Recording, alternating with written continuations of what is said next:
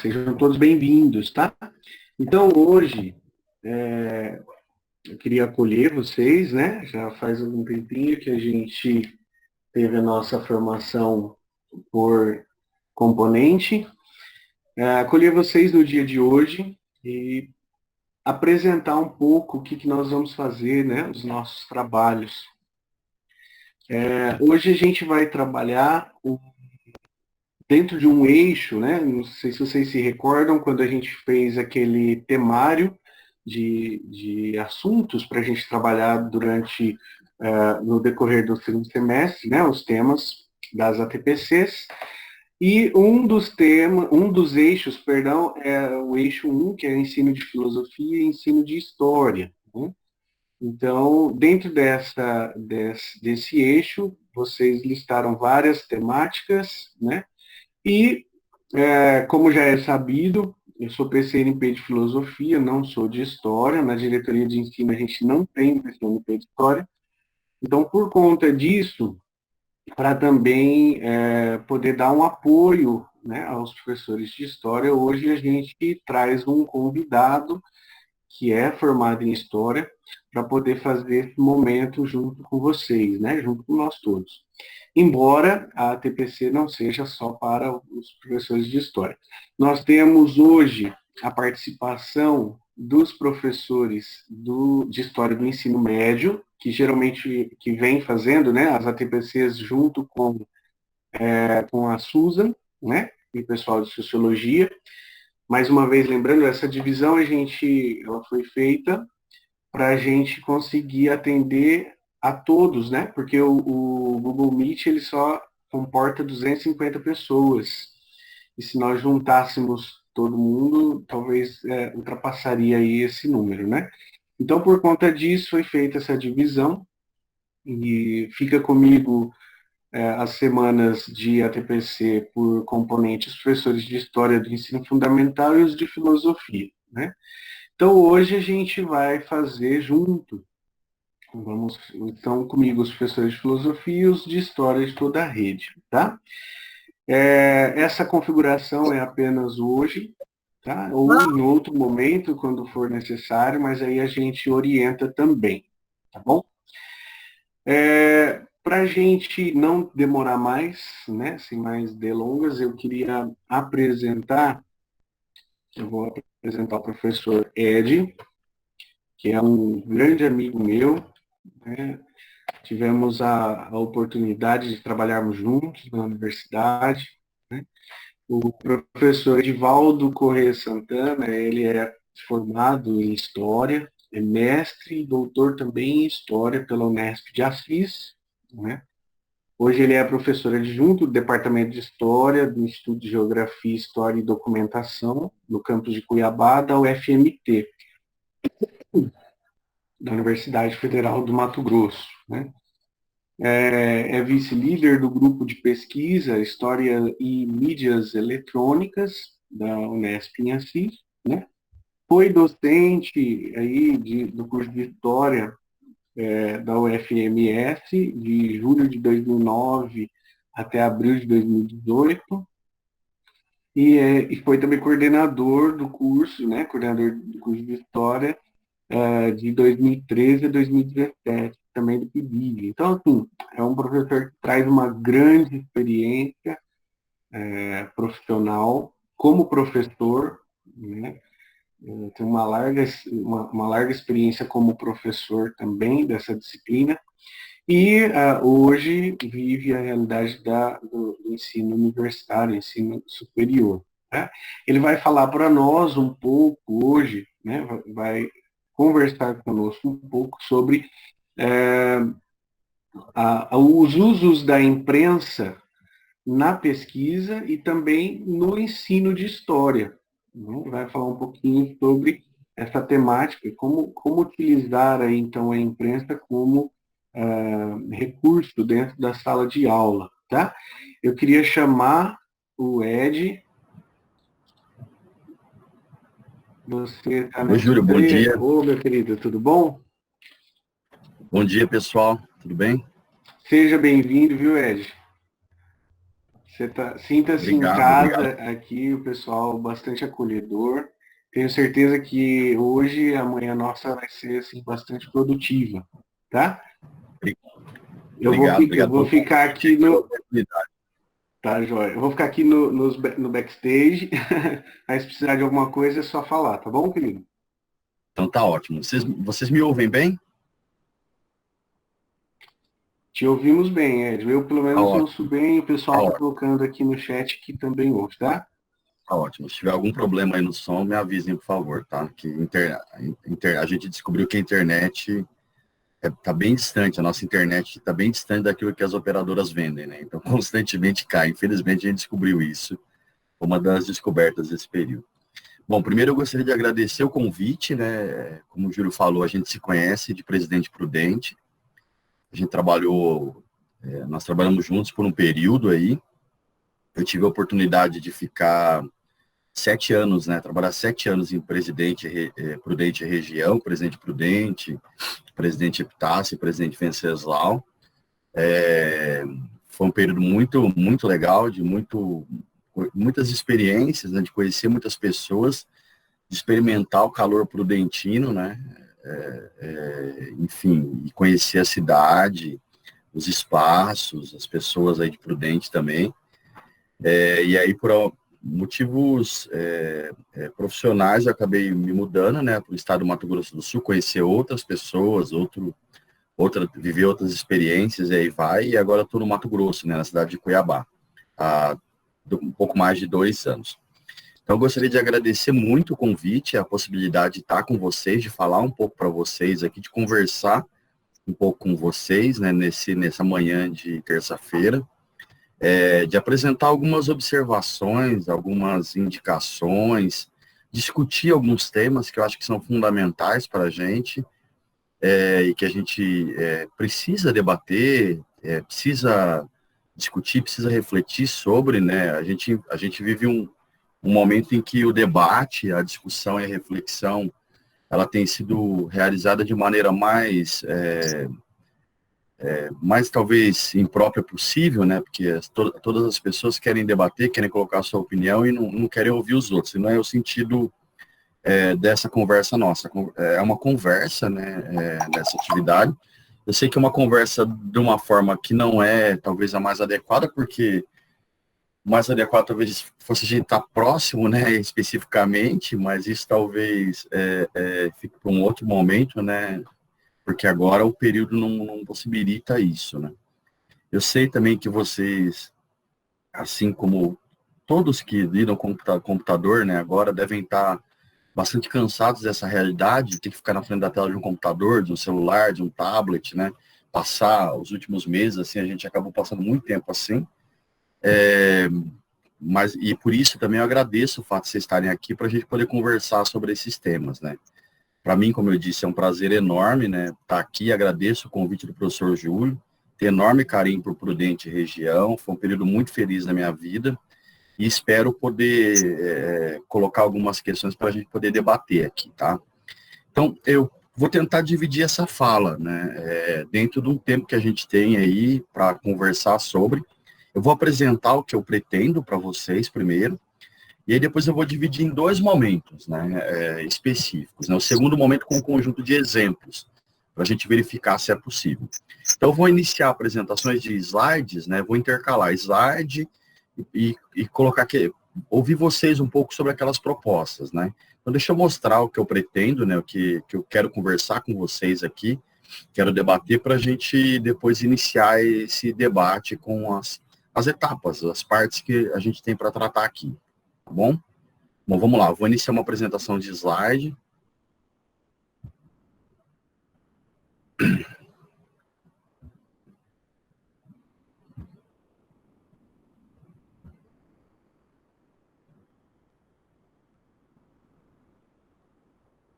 Ótimo. Está compartilhando com vocês? É, Bom, vi que o Júlio falou alguma coisa, eu entendi que é tá, né? Cortou um pedaço, mas eu entendi que é tá. tá sim, meu querido, tá? Estamos vendo seu slide. Então tá. A partir disso, então, o que eu gostaria de apresentar, gostaria de enfim, começar a conversar com vocês, né, especificamente.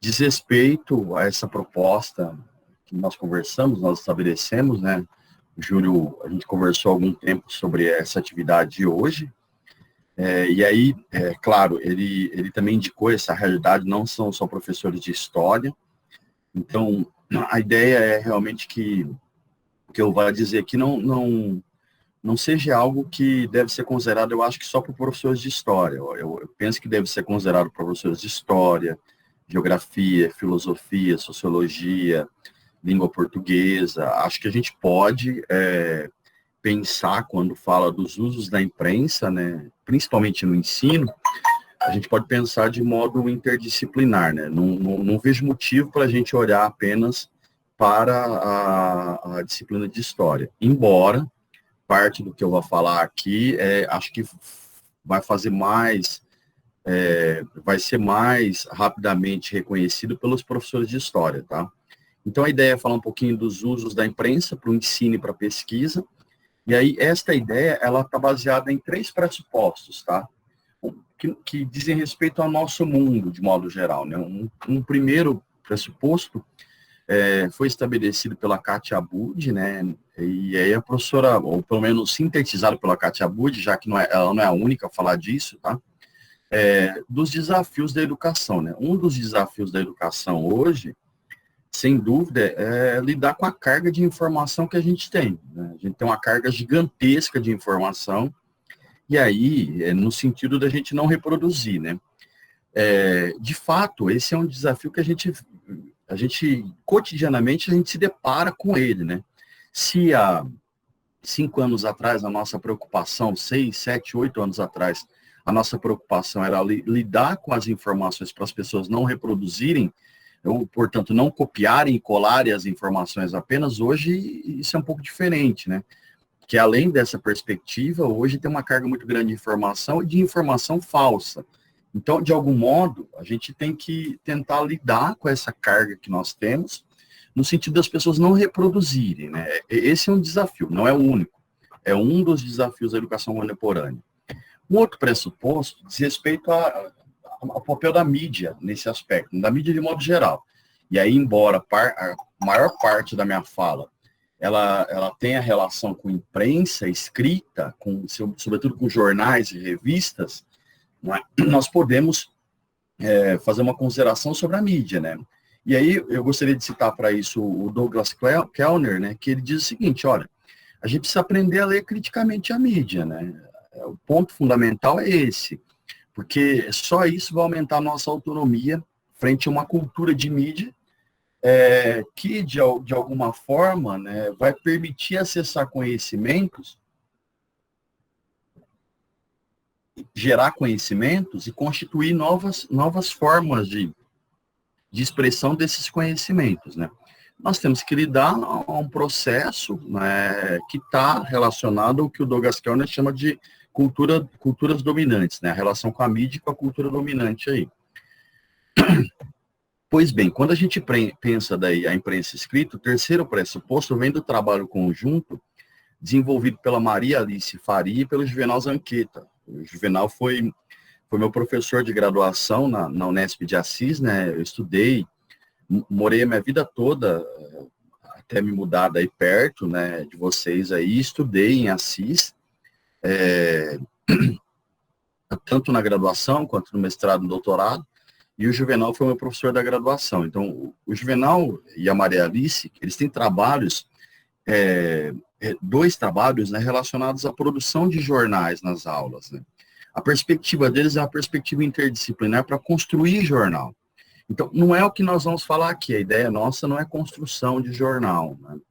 Mas nos trabalhos e nos importantes estudos, né, e neste importante estudo especificamente, a professora Maria Alice e o professor Juvenal, eles diziam o seguinte: olha, quando a gente vai pensar no trabalho na educação básica, com materiais jornalísticos, a gente não pode querer transformar os alunos em jornalistas em miniatura. E esse é um ponto muito importante para o que a gente vai tratar, né? Ter algumas discussões do ponto de vista teórico não quer dizer que a gente vai tentar e que vai ter que fazer, não é, pensar todas essas dimensões quando a gente utiliza jornais ou quando a gente utiliza jornais no ensino de história. Então, nós temos uma carga muito grande de informação, é preciso lidar com o papel exercido pela mídia na sociedade de modo geral, e é importante ter o cuidado para não querer fazer do aluno um jornalista em miniatura, tá? A partir desses 3 pressupostos básicos, a minha fala está dividida em 2 momentos, né? Um primeiro, que eu vou falar da imprensa e dos impressos, né? Colocando questões teóricas, questões metodológicas e questões historiográficas. Essa é uma parte mais densa, e eu acho importante para sugerir para vocês alguns materiais que, porventura, vocês já viram, mas que viram com outro olhar, com outra perspectiva, em um outro momento. E aí, depois, um segundo momento da nossa fala é dividido em alguns exemplos, né? Porque uma das dificuldades que a gente encontra, ou pode encontrar, diz respeito a onde encontrar acervo para fazer o trabalho, né? Porque o professor fala assim, mas tudo bem, é interessante a proposta, mas e aí, onde eu encontro acervo?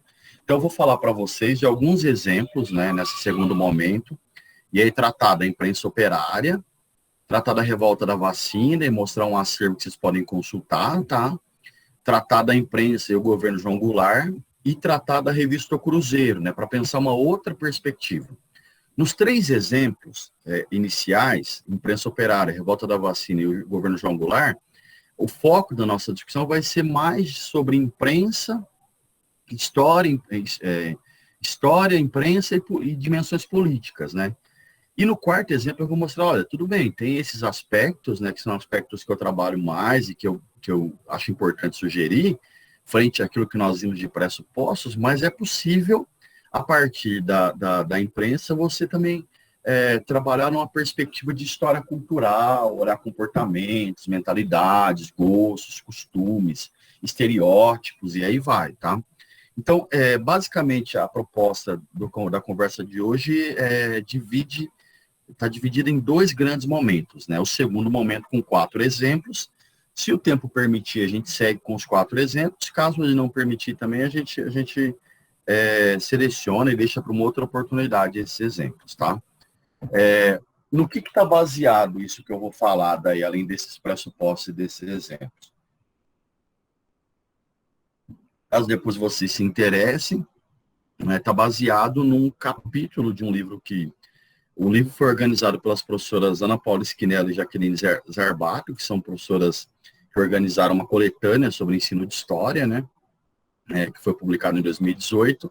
E aí eu produzi um capítulo que é da produção à leitura, considerações preliminares sobre a utilização dos jornais nas aulas de história. Então, a base do que eu vou falar está nesse texto, nesse capítulo, está no livro organizado pelas professoras Schinelli e Jaqueline Zarbato, tá? Bom,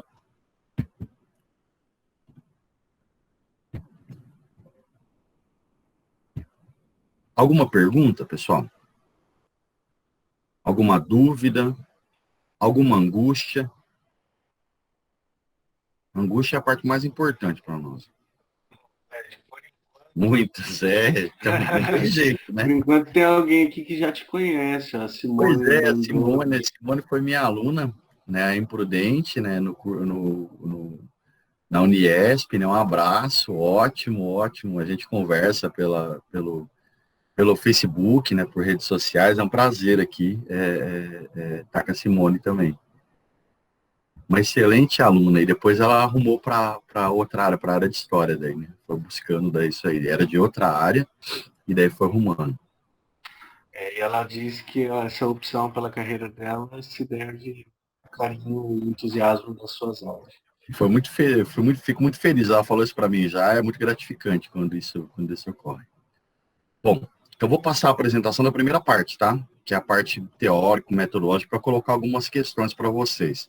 E mais do que algumas questões, colocar alguns problemas que a gente enfrenta, que a gente lida e que são problemas que eles estão, o que eu queria dizer assim, é que eles podem ser relacionados à questão do ensino, mas eles estão no nosso dia a dia. São problemas que aparecem no nosso dia a dia também para lidar, para trabalhar com questões ligadas à imprensa, para viver, né? Porque o que eu estou propondo para vocês é que a gente pegue a imprensa que está num lugar no mundo social e trague para cá, não é? Agora, ela nasceu com outra característica, né? Ela tem outras características e outros objetivos, né? Estamos falando de produtos que são frutos de questões empresariais, políticas, ideológicas, e aí vai, né? Ela nasce com uma função no mundo, a gente está querendo dar outra para ela, tá? Daí a importância dessas questões teóricas e historiográficas aqui que eu vou apresentar para vocês, tá? E desses problemas, na verdade, são problemas para a gente lidar. Vamos lá, eu vou iniciar então essa outra apresentação, tá? Alguém pediu o título? Antes de você iniciar, isso, porque travou um pouquinho, né? Okay. Isso, alguém pediu o título do livro, do capítulo, logo mais eu compartilho aqui para vocês o título também, mas eu posso mencionar de novo aqui, tá? E se travar, vocês avisam aí, como eu disse, a internet é um problema, né? O livro é Ensino de História, Educação Histórica e Linguagens, organizado pela Ana Paula Schinneri e pela Jaqueline Zarbato, e o capítulo é da produção à leitura, considerações preliminares sobre a utilização dos jornais nas aulas de história, tá? Bom, eu vou iniciar a segunda apresentação, tá bom? Por nada, Gustavo.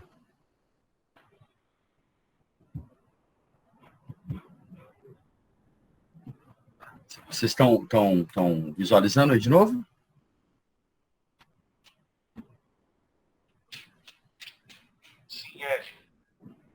Então, vamos lá. Então, eu estou falando que são questões historiográficas e vou dizer por que questões historiográficas, né?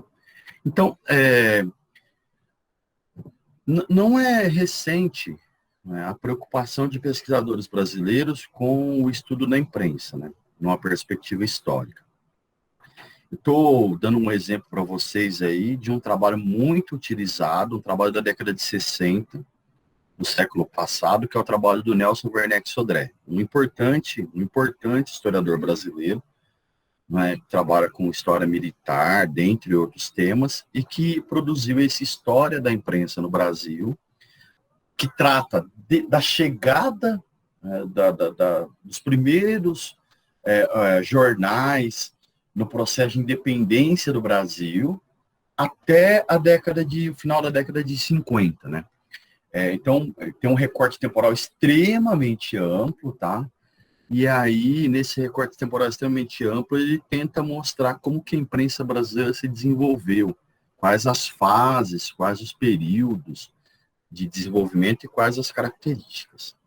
Então, o trabalho do Werneck Sodré é para dizer, olha, não é um tema novo a gente pensar no uso da imprensa para produzir conhecimento na área de história, tá? E aí, nós podemos pegar outros exemplos, outras questões a partir da bibliografia, ou pelo menos apontar um problema a partir da bibliografia e pensar esse problema, refletir um pouco sobre esse problema, tá? Então, eu coloquei algumas referências para vocês, algumas, né? E o Nelson Werneck Sodré está dentre essas referências, para pontuar uma questão, né? Pontuar uma questão. Então, a gente tem um primeiro conjunto de trabalhos, o do Werneck Sodré e os dois estudos do Juarez Bahia, não é? Esse primeiro conjunto de trabalhos, ele apontava para uma transformação na imprensa brasileira, considerando principalmente os jornais de circulação nacional. Então, por exemplo, Jornal do Brasil, o Globo, o Estado de São Paulo, Folha de São Paulo, e aí vai. Depois, no final na década de 90 do século passado, no final do século XX, início do século XXI, nós tivemos outros estudos, e eu peguei dois exemplos, né, que mostram que a gente chama de processo de modernização da imprensa escrita brasileira, tá? E aí depois, ou mais recentemente, nós temos outros estudos que questionam esse processo de transformação da imprensa brasileira. Qual que é o problema colocado pela bibliografia que eu queria queria pontuar para vocês, tá? Então, o problema é o seguinte, durante o século XIX, parte do século XX, segundo a bibliografia, nós vivemos um período em que a imprensa ela era produzida a partir de um modelo francês de produção do jornalismo. Esse modelo pressupunha que os jornais não distinguiam entre informação e opinião. Além disso, boa parte daqueles que trabalhavam nos jornais vinham ou a maior parte, vinham de outras áreas. Não existia o jornalista de formação, ou pelo menos era raro o jornalista de formação. Ed, Oi. Desculpa te interromper, que está falhando um pouco o seu áudio. Eu acredito que seja por uma questão de interferência. Tem alguns professores, algum professor que está com o microfone ligado. Por gentileza, desliga, por favor. A professora Ana Caroline. Desliga, por favor. Obrigado. Desculpa, Ed. Tá bom. E aí, estava dizendo para vocês que, então, nessa perspectiva de olhar fases, então nós temos um primeiro momento em que a imprensa ela é produzida, os jornais de circulação nacional são produzidos numa perspectiva francesa, que não distingue opinião de informação, que não separa isso graficamente, os jornais não são caracterizados ainda em empresas, ao contrário, eles são produzidos muito artesanalmente, e os profissionais, a maioria dos profissionais provém de outras áreas. Então, era comum, por exemplo, literatos produzirem, escreverem nos jornais brasileiros nesta primeira fase. Que para essa imprensa, ela vai do século XIX até as décadas de 40 e 50 do século passado. E as décadas de 40 e 50 são um momento de transição, de virada nessa perspectiva. E aí quem coloca isso é Alzira Alves de Abreu nesses trabalhos aqui. Essa virada, essa mudança, faz com que a imprensa ela parta, ou ela se modifique, não é, de um modelo francês, que não distingue opinião de informação, para um modelo norte-americano. Este modelo norte-americano visa separar a informação de opinião, então você tem espaços demarcados, segundo a bibliografia, para informar e espaços demarcados para opinar. Então, por exemplo, editorial, artigo assinado, coluna, são espaços opinativos, não é? Diferentemente, segundo a bibliografia, das reportagens. Além disso, esse modelo norte-americano, ele faz com que você adote a ideia de cuidar da redação do texto numa perspectiva informativa. Então, você tem que dizer quem, quando, como, onde. Logo no primeiro parágrafo, a ponto de, se for necessário, se suprime o restante do texto, porque o leitor já entrou em contato com o que é a informação no primeiro e segundo parágrafos do texto. Além disso, nesta virada, os jornais eles começam a ganhar uma característica mais empresarial. E aí eles têm, por exemplo, trabalho especializado, divisão de tarefas por departamentos. Então, anúncio é só no setor de anúncio, pesquisa só no setor de pesquisa. Profissionais especializados para cuidar da redação, por exemplo, corretores de texto, né, revisores de texto, e aí vai. Diagramadores que são separados do espaço do jornal. Então, há um processo, segundo a bibliografia, de transformação da imprensa, que a bibliografia coloca como modernização da imprensa escrita brasileira. Este processo de modernização, segundo a bibliografia, é marcado também porque os jornais eles começam a se apresentar mais constantemente como neutros, isentos e distantes dos grupos e partidos políticos. Eles começam a se vender como produtores de informação isenta e neutra. Pois bem, e aí a Ana Paula Goulart e a Maria Alva Barbosa vão dizer, olha, apesar de ter ocorrido essa transformação na imprensa, e apesar dos jornais se apresentarem como neutros, isentos, distante dos grupos ou partidos políticos, a gente não pode enxergá-los assim. Então, a bibliografia coloca um problema para a gente que diz respeito às características da produção do material, né? Os aspectos ligados à produção do material que é veiculado por jornais, tá? Então, a partir deste problema e dessas fases que nós temos no jornalismo brasileiro, é importante recorrer à bibliografia para pensar essa questão.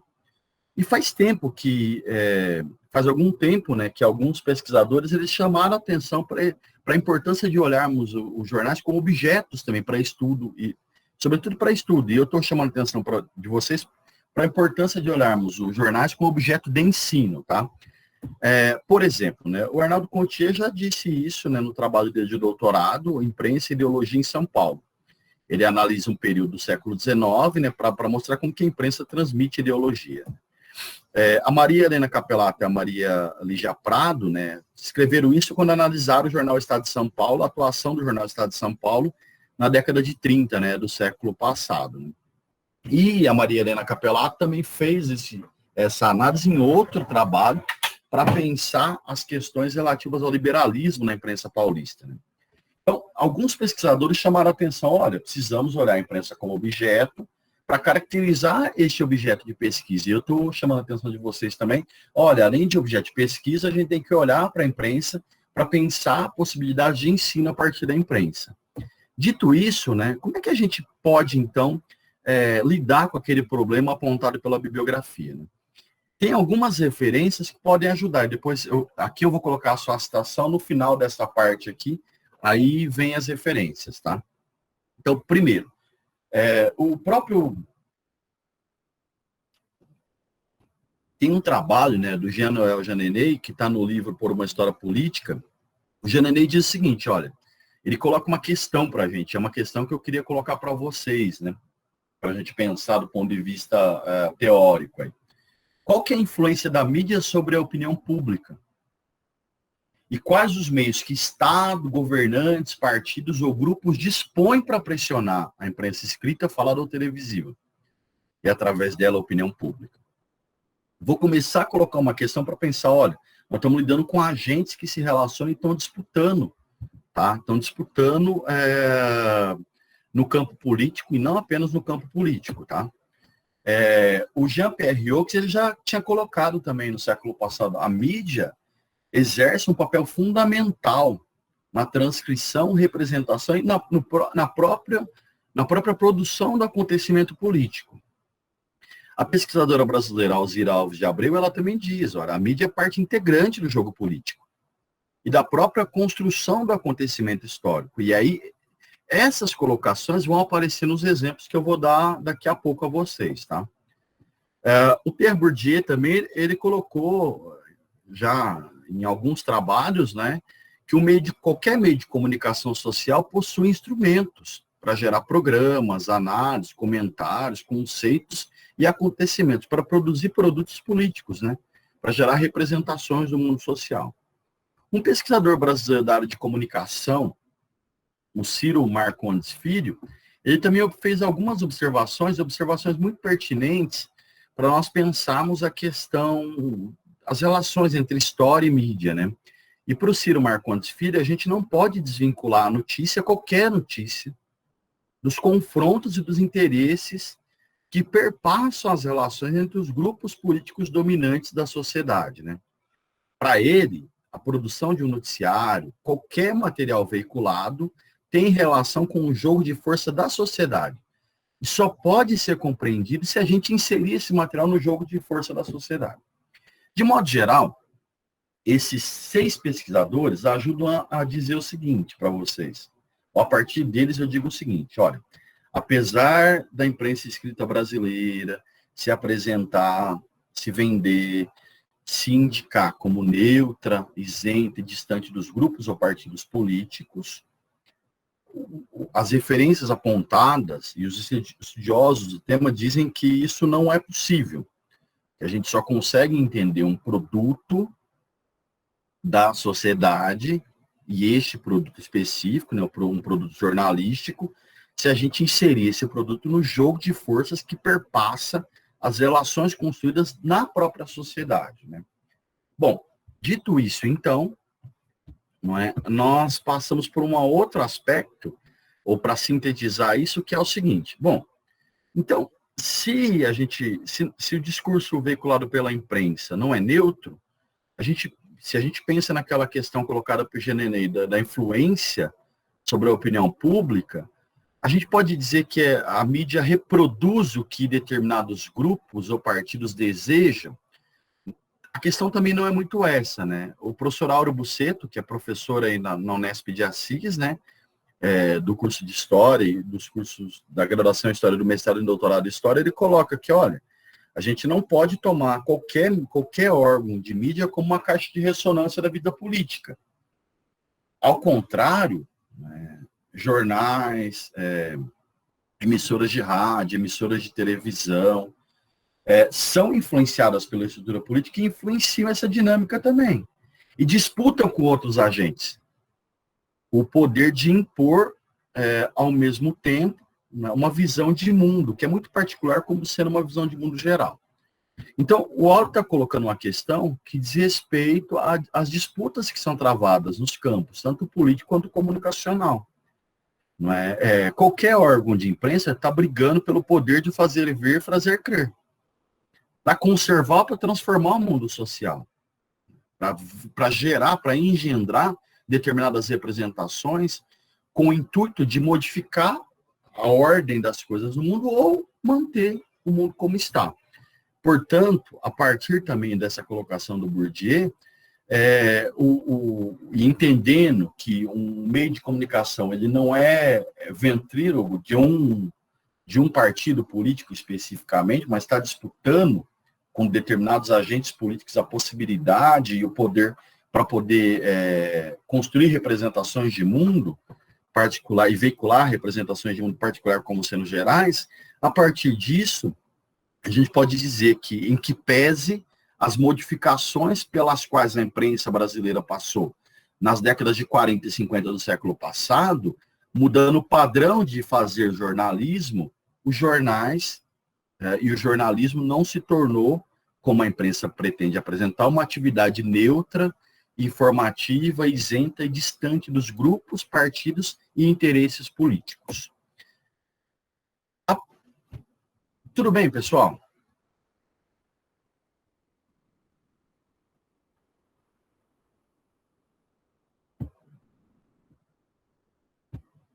Alguma pergunta? Algum comentário ou alguma angústia?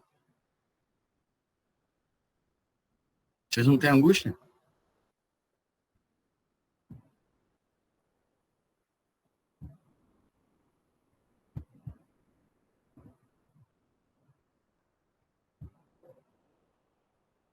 Bom, então eu vou seguir, tá? Com a segunda parte ainda dessa... A gente tem muitas, alguém falou ali. O Nivaldo falou, a gente tem muitas. As redes sociais, acho importante essa questão, né?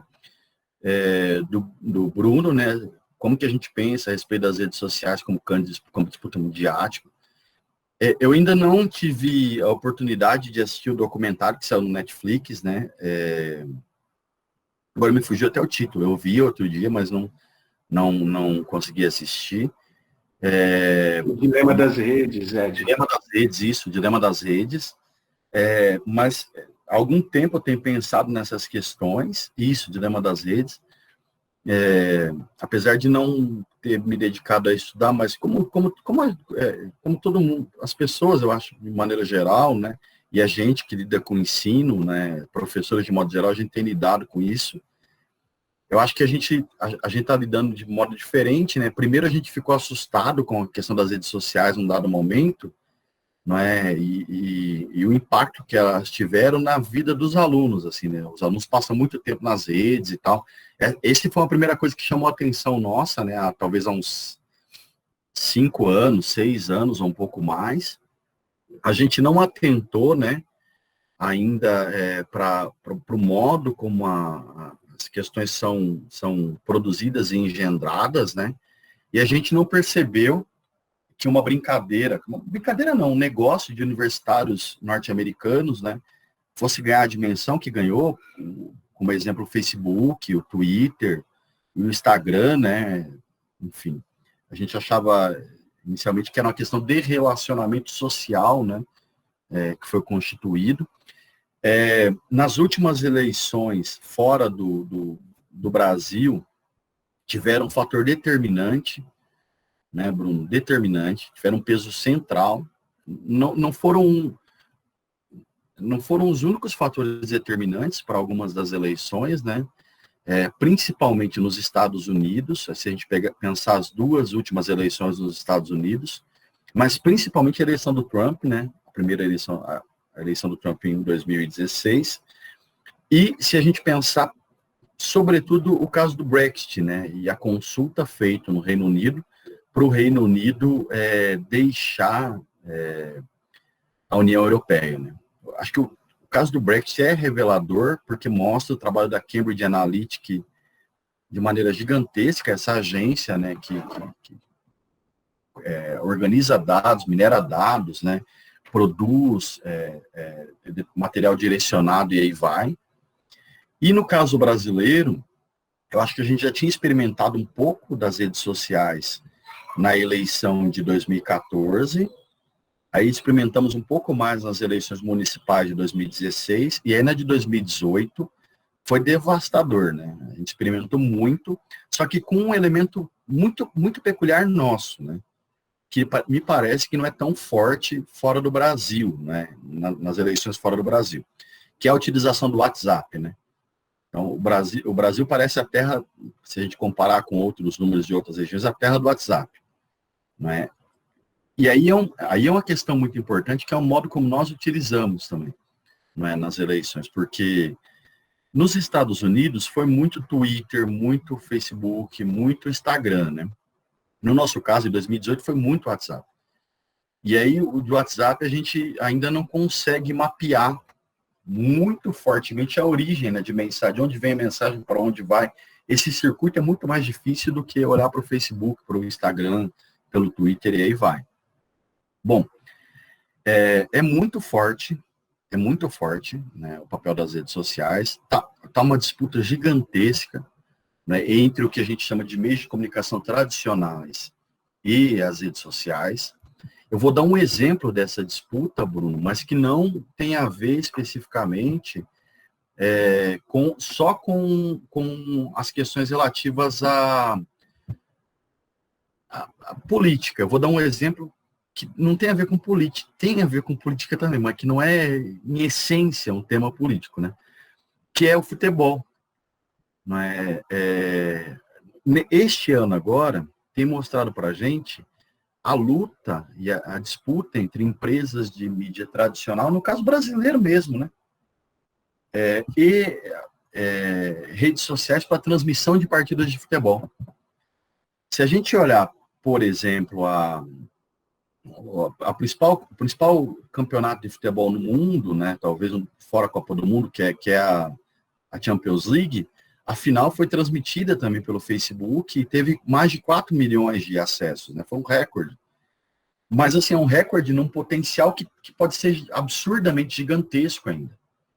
Se a gente olhar agora a Libertadores da América, né, com a volta da pandemia, depois de muito tempo ela saiu da TV Globo, né, em TV aberta, e foi para a SBT, e jogos, né, neste ano de 2020, mesmo antes da pandemia, jogos de quinta-feira só tinham transmissão pelo Facebook. Só tem transmissão pelo Facebook. Então, assim, o Facebook comprou direitos para transmitir jogos de quinta-feira porque está vendo nisso um potencial negócio também, está disputando com empresas tradicionais.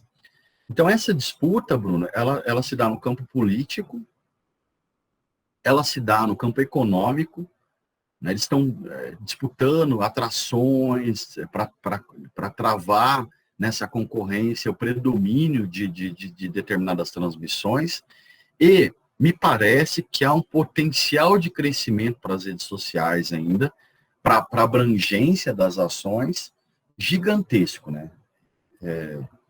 A única coisa e é uma última observação sobre isso, né? A única coisa que eu acho que não acontece, que não deve acontecer, o que não vai acontecer, que não é esta questão, tem muita gente que diz assim, olha, as redes sociais representam a morte da mídia tradicional. eu acho que esse é o ponto que não acontece. Por que esse é o ponto que não acontece? Se a gente olhar para uma história da mídia, tá? Eu vou citar um livro que é um livro do Peter Burke e do Asa Brinks, que são historiadores britânicos. Eles têm um livro sobre história social da mídia, e se a gente olhar para a história da mídia, a gente não experimentou ainda o surgimento de um meio de comunicação e a morte de outros. A gente não experimenta isso, não é automático, não é porque surge o novo que o outro morre. Diminui a importância, diminui a particularidade, mas a gente já ouviu essa discussão antes. Então, por exemplo, a gente tinha emissoras de rádio, aí surgiu a TV, as pessoas falaram, bom, agora acabou o rádio com a TV, e não acabou. A gente tinha jornais e surgiu o rádio, as pessoas falaram, acabaram os jornais, e não acabaram. Então, a gente não experimentou, e aí não estou querendo prever se isso vai acontecer ou não, mas a gente não experimentou ainda essa perspectiva de surge um novo meio, ganha popularidade, se adensa na sociedade e a gente vê o término de outros. Na história da mídia, a gente tem meios convivendo. Alguns, em dado momento, tendo mais influência e poder, e outros menos. E aí, de algum modo, a gente precisa aprender a lidar com as redes sociais. É muito boa a tua colocação para a gente pensar nisso. O Carlos Eduardo cita um material, um outro material, né? A Simone fala da angústia, né? A tecnologia, do vínculo nossa tecnologia é realmente, Simone, também é uma angústia minha, é isso, né? Como que a gente fica vinculado e como que toma parte do nosso dia, né? Toma parte do nosso dia. E toma mais ainda quando a gente conseguiu colocar no celular, né? Redes sociais no celular. Porque daí quando a gente não quer, parece, mas a gente fica olhando e vendo, e aí vai. Também me sinto assim, viu, Simone? É uma angústia mesmo. O Marcos, né? Como podemos confiar mesmo em notícias veiculadas na imprensa, com os dados oficiais, se o jornalista entra por um viés ideológico pertinente à sua formação política? Marcos, é esta questão mesmo, não é que eu estou levantando. O que eu estou levantando não existe notícia neutra, isenta, distante de interesses políticos ou grupos ou partidos. Não existe. Né? Apesar da imprensa se apresentar como neutra, em todos os momentos da história, então a gente tem, né, momentos marcados, né?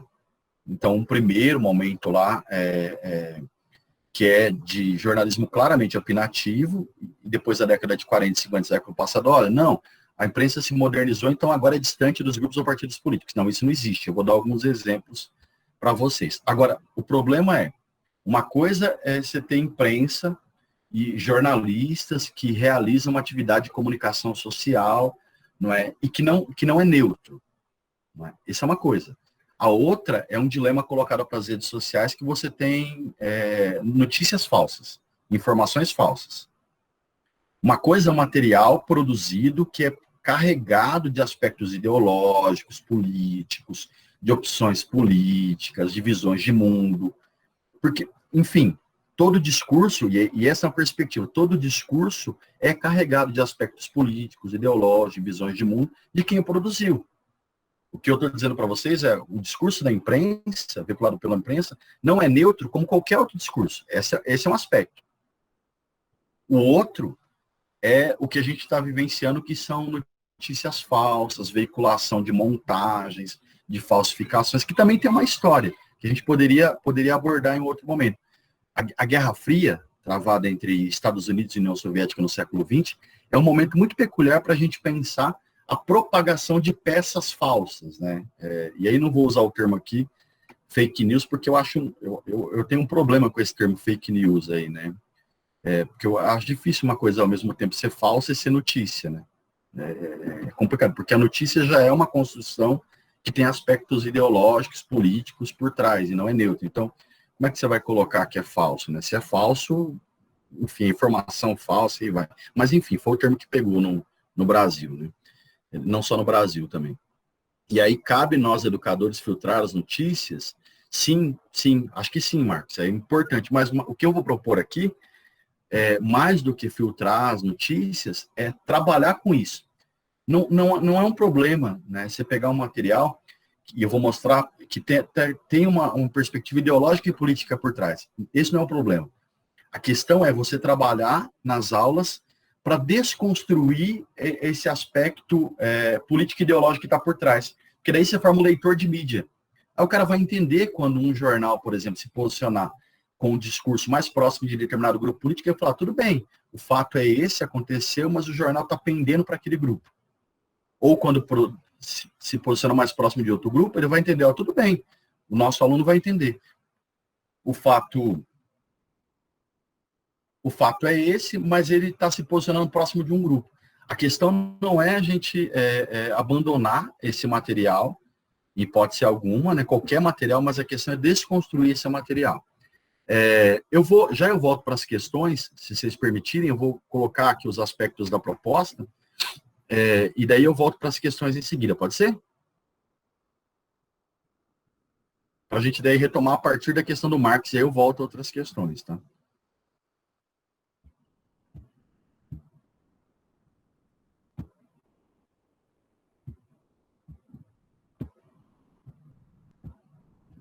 Aqui.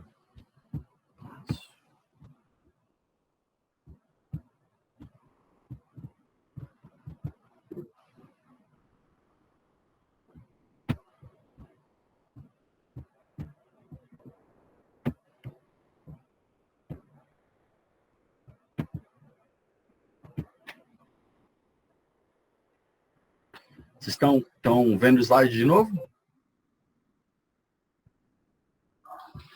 Estamos sim, Ed. Então, vamos lá. Estamos sim. Ótimo. Então, nós estamos nessa perspectiva a partir também do que o Marx coloca, então não existe neutralidade e a questão é como que a gente vai trabalhar esse material que não é neutro, né? Eu vou dar exemplos a partir do trabalho da professora Tânia Regina De Luca, né, do capítulo História dos Nós e por meio dos periódicos. A Tânia é professora aí na Unesp de Assis também, que tem uma vasta produção ligada à história da imprensa no Brasil. Essas são algumas das referências da professora Tânia, né, que ela produziu. O principal trabalho é a Revista do Brasil, né, que é uma análise que ela faz dessa revista, pensando na ideia de nação nessa revista, tá?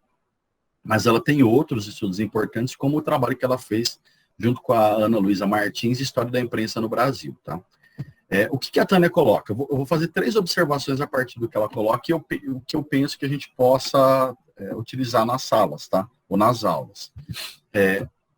Então, primeiro, nós podemos observar, quando a gente olha para a imprensa, quando escolhe um jornal, quando a gente escolhe para um trabalho, a questão da materialidade. Então, é possível olhar e pensar a materialidade do impresso, porque aí você pode desvendar ou trabalhar com o aluno condições técnicas de produção. Então, aspectos gráficos, né, visuais, que você consegue depreender olhando o material sem ter um conhecimento de história da imprensa, né? Então, olhar primeiro o suporte em que aquele noticiário está veiculado. Se você escolher uma notícia para o trabalho, olhe para além daquela notícia escolhida, tá? A segunda observação eu consigo perceber, quando eu escolho uma notícia que está num jornal, as relações que aquele jornal, que aquele conteúdo mantém com o mercado, com a publicidade e com o público. Eu consigo pensar isso aí? E consigo pensar o lugar que aquela publicação, que aquele jornal ocupa na história da imprensa. Esse é o segundo aspecto. Um terceiro aspecto diz respeito à linha editorial. E aí acho que cruza muito com a pergunta que o Marcos fez. Eu consigo identificar o grupo que é responsável pela linha editorial do periódico e consigo perceber qual linha editorial que é essa, não é? E aí observar, se possível, quais conteúdos são veiculados e quem veicula esses conteúdos, né? De algum modo, olhando isso, eu consigo analisar e pensar as relações que aquele jornal que publicou a notícia, ou editorial, ou a charge, ou o artigo que eu estou analisando, mantém com diferentes grupos, né, políticos e com diferentes grupos com, às vezes, divergentes interesses financeiros. Eu consigo olhar isso e pensar isso, ou pelo menos lançar essa questão para o aluno. Pois bem, feitas essas 3 observações, então, características gráficas do material, não é? A relação que ele mantém com a publicidade e com o público e a linha editorial. Observando essas 3 questões gerais, né, para tentar entender o lugar do periódico no mundo, né, é possível também pensar questões pontuais. E também um dado importante,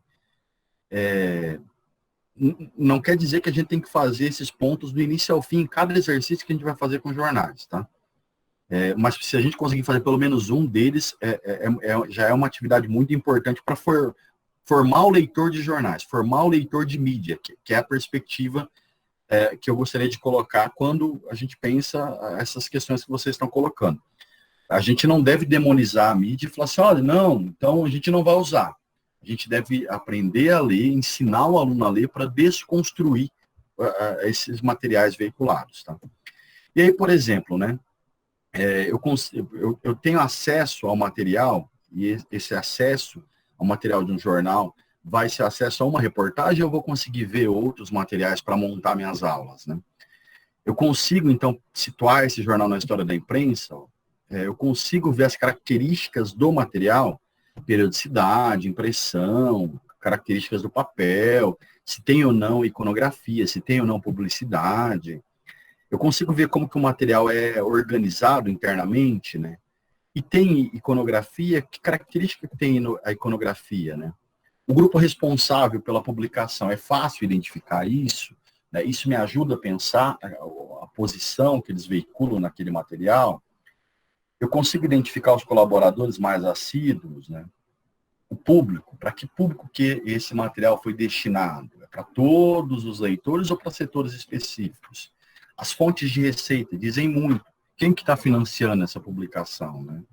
E aí, a partir disso, também analisar o material a partir de um problema que vocês escolhem para analisar na aula. Né?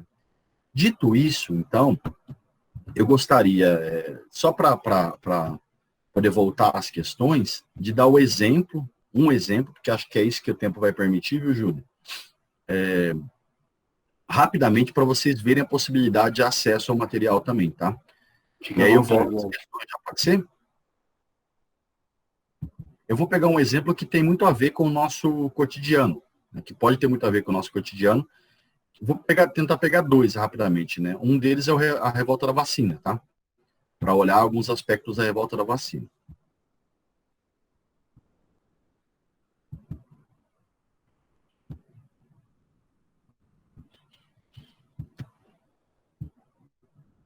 Então, a revolta da vacina. Tá? Então, a gente tem uma bibliografia para trabalhar com a revolta da vacina. Alguns desses textos vocês conhecem, né? O Sidney Chalub, por exemplo, com Cidade Febril, é um exemplo, né, para trabalhar com esse acontecimento. Ele trabalha com o acontecimento de 1904, mas ele mostra também a constituição dos cortiços e a relação que o Brasil, né, e as autoridades sanitárias tiveram com a febre amarela no século XIX. Né? E aí um capítulo é sobre a revolta da vacina no Rio de Janeiro. O Nicolau Civicenko é uma outra importante referência, né, com esse livro A Revolta da Vacina. E aí o livro é só sobre a revolta da vacina, ele não discute outros acontecimentos similares, né, ou a maneira como autoridades brasileiras lidaram com questões sanitárias em momentos anteriores. Né. O José Murilo de Carvalho, nos Bestializados, né, tem um capítulo, que é o capítulo 4, que ele trata da revolta da vacina. Ele está tratando da formação da República no Brasil, né, e analisando a cidade do Rio de Janeiro, capital do Brasil à época. E aí ele pensa no capítulo 4, a revolta da vacina. Então tem uma bibliografia para tratar sobre o tema. No entanto, eu acho que a gente pode também tratar do tema a partir da análise do material veiculado na imprensa. Então, por exemplo, né, o Correio da Manhã, o jornal do Edmundo Bittencourt, que existiu até meados da década de 60 do século passado, e aí crises financeiras e a censura levaram à falência do jornal e ele deixa de existir. É um jornal carioca, extremamente importante, e é um jornal que, mesmo nos anos iniciais da República, tem uma perspectiva, tem uma posição editorial ligada à monarquia. É um jornal que defende o retorno da monarquia no Brasil, tá? Nesses momentos iniciais aí. E sofre algumas sofre alguns momentos de censura, mesmo em 1904, né? Em parte, por exemplo, de 1904, no final de 1904, em alguns dias ele deixa de circular, inclusive pelo modo como ele noticia a revolta da vacina. Então, este é um exemplo de um jornal que está nesse momento ainda de jornalismo opinativo, né? E depois vou dar um outro exemplo. E aí, se vocês olharem aqui, então, olha, o Correio da Manhã, ele vai veicular informação sobre as discussões dos parlamentares sobre a vacinação obrigatória. E aí a gente não vai debater aqui os motivos da revolta, né? Não é essa a intenção, né? Pensar por que ocorreu a revolta da vacina, né? Dada a obrigatoriedade da vacina contra a varíola e tal, né? E o quadro que tem a ver com isso é um debate muito importante, a gente pode até em outro momento tratar disso, né? Mas aí a gente pode olhar a revolta da vacina a partir do jornal e trabalhar com isso, né? Então você vai ter esse tipo de material, material que vai ter uma característica mais informativa, né? Mas você tem também muitos opinativos que vão dar a tônica do que foi a posição da população com relação à obrigatoriedade da vacina, né? Aqui, por exemplo, olha, um editorial falando, ó, vacina ou morte. O caráter do texto é o seguinte, ó, ou você vacina ou você morre, né? Mas aí, obviamente, né, tem também imagens, e o Correio da Manhã tem muitas charges nesse momento, que ajudam a pensar o acontecimento. Então, aqui a gente tem o Oswaldo Cruz, que é o símbolo da revolta da vacina, e o Zé Povo, né, que era um personagem imortalizado para falar da população brasileira, e quando a vacina se torna obrigatória. E aí o Zé Povo ele vai dar uma rasteira no Oswaldo Cruz, dizendo assim, é disso que o governo tem medo, que o povo se revolte. E essa é a tônica do material do Correio da Manhã, tá? E aí, você tem também o dia a dia da revolta, né? Por exemplo, essa matéria, vacina obrigatória, reação do povo, vai contando como é que foi, né? Vai posicionando como que foram os acontecimentos, né? O cotidiano da revolta.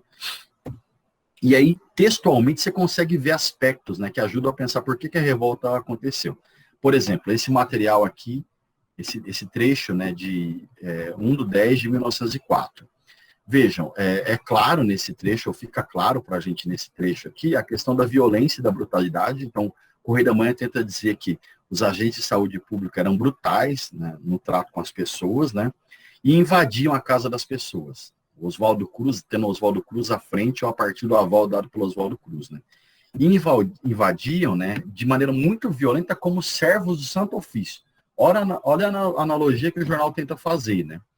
E aí acabavam se baseando para isso, ou se acabavam tomando como justificativa a legislação altamente draconiana, né, uma legislação sanguinária para poder invadir a casa das pessoas com violência e brutalidade. Então tinham o amparo legal para isso. Né? Olha a posição do jornal, está clara a posição dele, né, de não só atacar a medida, mas atacar quem fez as leis também, né. Em outro material, a gente vai ver isso claramente. Ó. O que o governo pretende? Pretende impor ao povo brasileiro, né, segundo o jornal. E como que ele vai fazer isso? Com a intervenção do Exército. Se for necessário, o Exército vai intervir para aterrorizar as pessoas nesse sentido. Né? O que está em jogo, segundo o jornal? Está em jogo que essa medida é um atentado contra a liberdade e contra os direitos do povo. Então, o jornal vai construindo uma posição com relação à obrigatoriedade da vacina contra a varíola, de modo a atacar o governo. Porque, em alguma medida, é um jornal que defende o retorno da monarquia, tá? Então tem esse aspecto também. E aí fica claro, né, por exemplo, no texto de novembro, né, a lei, o texto da lei, quando ele é promulgada, e aí você tem, como que o jornal chama a lei? Um regulamento monstruoso. Tem outros exemplos que eu gostaria de dar para vocês do Correio da Manhã, mas acho que esses são suficientes para dizer, olha, a gente pode trabalhar esses aspectos, deve trabalhar esses aspectos, né?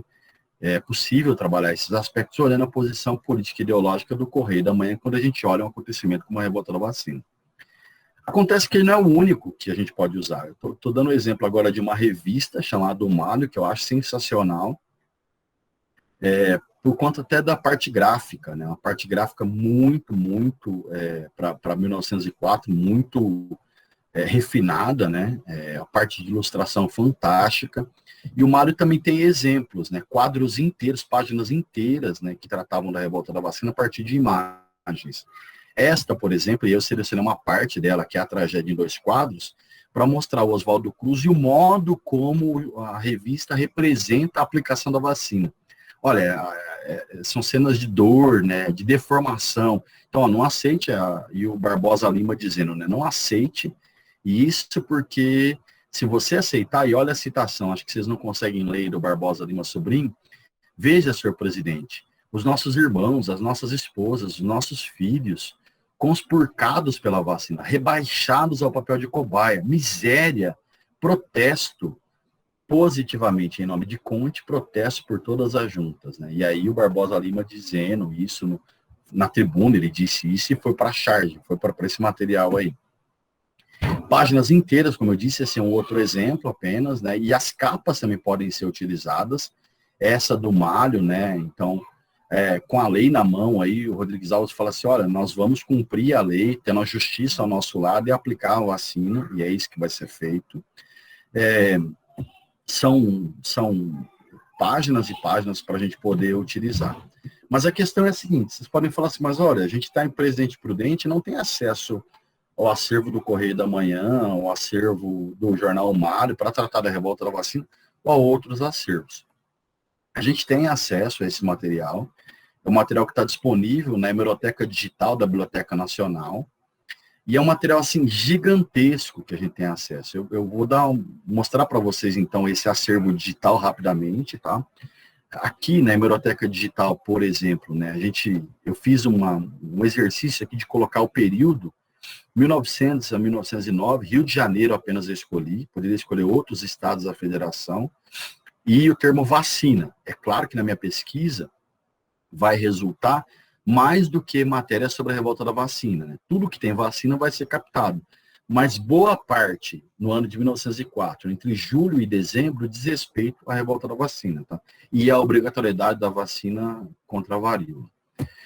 Então, só para vocês terem uma ideia, só nesse acervo que eu busquei, né, a gente tem 5.060 ocorrências, o que dá mais de 1.727.000 páginas para consulta, né? Nem todas, obviamente, tratam da revolta da vacina, mas uma grande parte do ano de 1904 trata, mas a gente não consegue fazer a pesquisa só no ano. Na biblioteca digital, a gente só pesquisa a década, tá? E aí, por exemplo, o Correio da Manhã tem 517 ocorrências, aí você, para acessar, não sei se vocês usam esse acervo e conhecem, né? Você clica em cima do Correio da Manhã, como está destacado, tá? Que eu já cliquei, e aí vai abrir uma página assim, não é? Com a edição, e aí aqui, do lado esquerdo da minha tela, você tem essa caixinha, essa pastinha, você clica na pastinha, e aí abre as edições. Nós, por exemplo, clicamos na edição 01240, que tem uma ocorrência sobre a vacina, que é essa de 4 de novembro de 1904. Todas as pastinhas que estão em verde são exemplares do jornal que tem informações sobre vacina, tá? O matéria, o charge, o editorial, o artigo assinado, o coluna e aí vai. Para você pular de uma ocorrência para outra, você não precisa vir nas pastinhas, você pode usar um outro caminho. Você vem aqui na parte superior, no centro da página superior, onde tem ocorrências, e você vai clicando nesse botão aqui, e automaticamente ele vai passando para a página seguinte, que tem uma ocorrência sobre vacina. Então, a gente tem acesso a esse acervo riquíssimo. Não é só acervo desse período, a gente tem acesso a acervos magníficos para pensar o trabalho. Por exemplo, né, esse acervo que eu vou mostrar rapidamente para vocês, só 2 minutos apresentar, é um acervo da revista O Cruzeiro, que é fundamental para a gente pensar comportamentos, olhar comportamentos, usos e costumes, né, e para pensar a possibilidade de trabalhar comportamentos e usos e costumes na aula de história. Então, daí a gente não trabalharia só aspectos políticos, né, na aula de história e nas outras aulas também. A revista O Cruzeiro, ela foi fundada em 1928 e foi rapidamente adquirida pela Assis Chateaubriand e se transformou numa revista com muita vendagem. No final da década de 40 e início da década de 50, ela chegou a vender 700 mil exemplares por edição, né? É uma revista que é um marco no fotojornalismo brasileiro, né, e no trabalho gráfico também, em publicações periódicas. Eu peguei um exemplar para mostrar para vocês, que também está na Biblioteca Nacional, que é um exemplar de 1945. As capas da revista O Cruzeiro são muito significativas para pensar as representações construídas acerca das mulheres.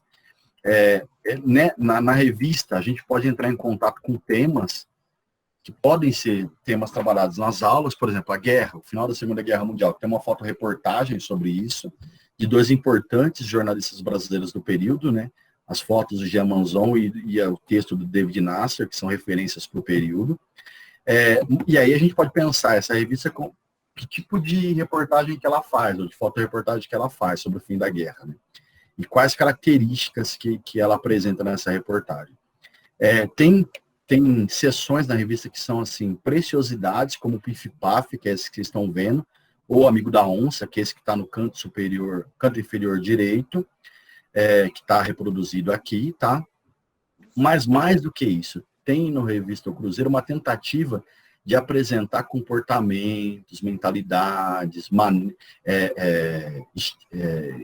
determinados status que segmentos e que grupos e que pessoas devem ter na sociedade, ter uma visão sobre as mulheres, o papel das mulheres, que é muito importante, a gente poderia trabalhar nas aulas. Aqui, por exemplo, né, nessas peças de publicidade, ou então em páginas muito específicas. Por exemplo, a revista tinha uma parte que era a página das mães e outra que era como pensam as garotas, né? A revista O Cruzeiro também está na biblioteca digital e ela pode ser utilizada para o nosso trabalho. Enfim, eu dei 2 exemplos para pensar com vocês aqui, que a questão não é a gente dizer, olha, o discurso da mídia é ideológico, o discurso da imprensa escrita é ideológico, né? E aí por isso não deve ser trabalhado. É o contrário disso, a gente deve trabalhar, deve olhar a parte gráfica, deve olhar a posição política e ideológica, e quem está por trás daquele periódico, pensando inclusive aspectos ou proximidades com grupos políticos ou ideológicos, né, e também com grupos econômicos. Tem como trabalhar, porque nós temos acervos disponíveis riquíssimos, né, para trabalhar determinados temas, como no corte da revolta da vacina, que eu mostrei para vocês, ou comportamentos e mentalidades, se a gente olhar periódicos inteiros, como a revista O Cruzeiro, né. Então, esse material está disponível, é de livre acesso, é gratuito, e é importante a gente utilizar para trabalhar também.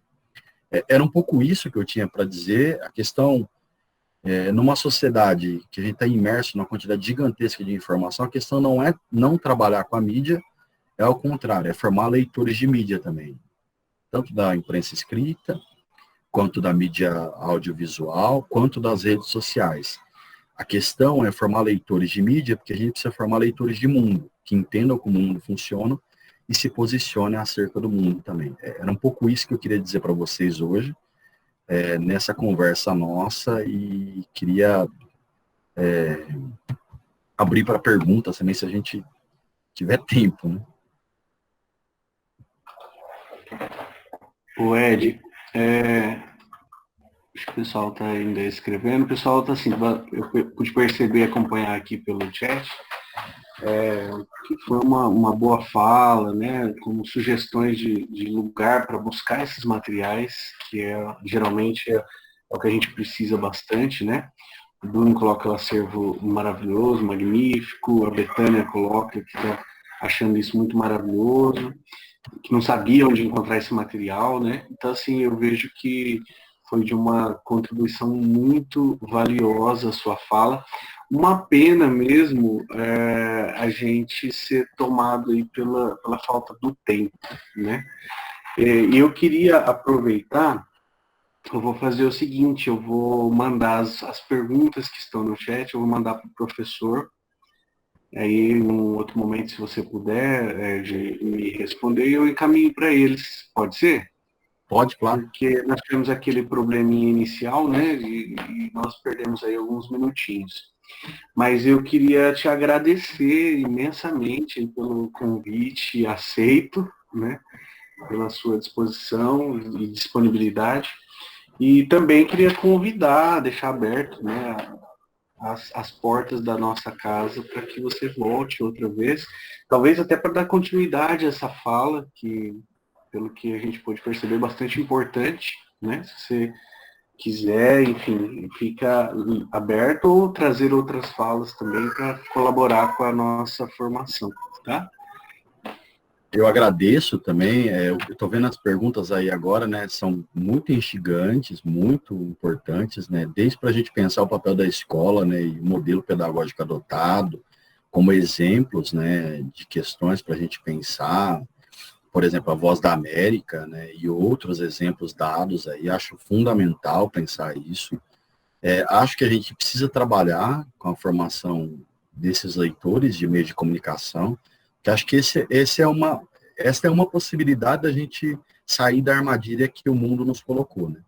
A gente está num momento de uma armadilha terrível, porque assim, a gente tem dificuldade para lidar com as informações e com as coisas e estamos numa encruzilhada, né? E a encruzilhada está cerceando o debate. A gente está tendo dificuldade para debater porque quase tudo que é posto, né, a gente começa tentando dizer, olha, mas isso é falso, né? É uma mentira, é uma verdade. Então, assim, me parece assim, aquela situação que a gente vivia muito no âmbito privado e familiar, às vezes, de um fofocar sobre o outro, inventar sobre o outro, né, nas relações muito pessoais, elas estão dispersas pelo mundo, né? Então a gente tem que primeiro dizer, olha, mas não, gente, isso é falso, isso não existe, para depois tentar pensar nos aspectos, né? E aí, como eu disse, não há discurso neutro, isento, distante de grupos ou partidos políticos, nenhum discurso, nem da mídia, nem qualquer outro discurso, né?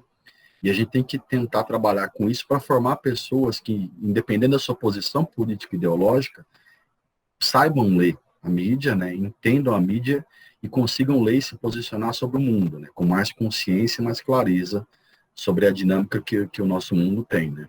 Acho fundamental a gente olhar o papel da escola e estou à disposição para pensar, discutir isso com vocês, né?